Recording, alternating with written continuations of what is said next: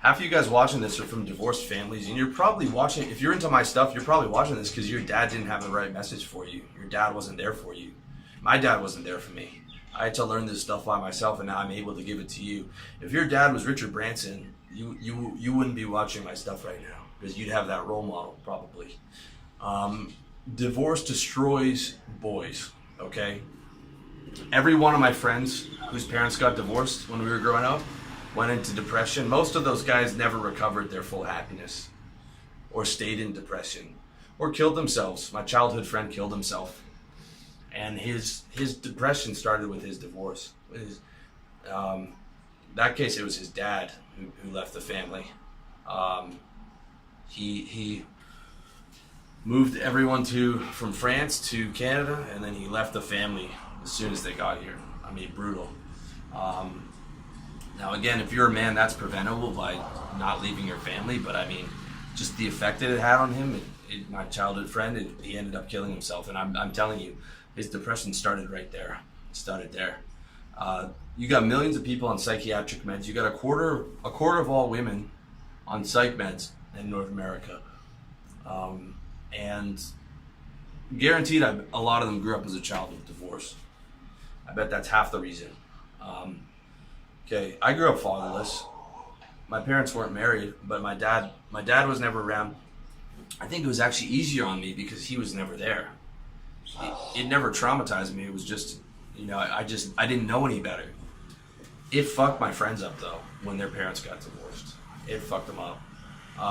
And for me, I know that as a fatherless boy, I'm 12 times more likely to be in jail and 12 times more likely to be on drugs. And there was a time I never went to jail, but I was on drugs at one point. Divorce fucks up kids, okay? So, 3 major reasons to avoid divorce: the financial, the emotional, and the toll it's gonna take on your kids. So, the answer is, how do you protect yourself? First way is not getting married, okay? First way is not getting married, which is something to think about. The second way, okay, if you do want to have kids and have a family, like most of you are probably going to do that. I'm still not sold on it. I'm not sold, and I'm 36. I might, hopefully I don't have kids accidentally, in which case I, of course, would take care of my children. But I'm not sold on it right now. I mean, my life's pretty good right now. But a lot of you guys are going to want to settle down and have kids. I don't have all the answers on that, but I know that you can't get legally married in North America. You can't sign that marriage contract where you're going to allowing the government to be in charge of how they're going to dissolve your assets and how much you're going to get, and you're going to get fucked on that deal if it goes sideways, which you've got a 50% chance of happening, and 70% of those are women initiating that. So if you're not going to get legally married, that means if you're moving in with a woman and you're having kids, you have to have like an ironclad asset protection contract even before she moves in. Caleb Jones over at blackdragon.com is he's in an open relationship. He's going through with a marriage ceremony with his wife, with an open thing right now, and made her sign a huge contract, and is not signing the government contract, the government legally marriage contract. The open relationship thing, I don't know about that. Not for me. That's what he's doing. He's been married and divorced before, so at least he knows not to sign that legal marriage contract. But you even then living with a woman, even with that contract, you are opening yourself up to potential legal problems. But you're at least way better protected than you were if you're signing a legal marriage contract. Okay, I hate that I have to be the bearer of bad news on this stuff. Like, this is fucked up. Like, having a family is kind of the purpose we're here for, survival and replication.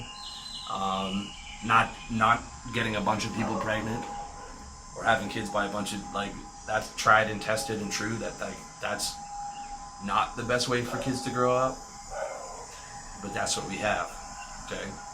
And I'm a product of it. But even knowing all that, I keep seeing guys who know this going ahead and getting legally married anyways. Some of these guys were bloggers or YouTube guys who would talk about this stuff to other guys, men's self-improvement guys, and they're getting legally married in North America, man. I saw another one happen this month. That's insane, okay? It's insane. 50% of divorces, of marriage ended divorce, 70% initiated by women. So, what do you do if you want to have kids in North America? I don't know. We're living in revolutionary times. I know most of you will want to settle down and have kids someday. All I can say is if you do, don't sign a legal marriage contract and have an ironclad contract, asset protection contract, asset dissolution contract in place that she signs prior to moving in with you, prior to having kids, and you not sign that legal marriage contract at all. If it fails, you're still going to take the emotional hit. Your children are still going to be scarred, but at least you'll protect your assets. And that's the best you can hope for. Again, I don't have an answer to this stuff, guys. I'm just saying, like, gotta avoid that legal divorce, man. Like even Jordan Peterson. People talk about Jordan Peterson and him bringing back, traditional ideas in marriage and stuff.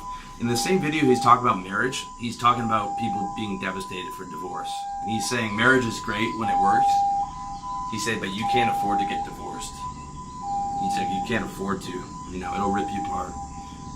For both people, the man and the woman. Even if the woman's leaving, that's going to rip her apart too. I mean, just a nightmare. The best you can do is just protect yourself. If you're going to go through it, don't sign that contract. Protect yourself as much as you can.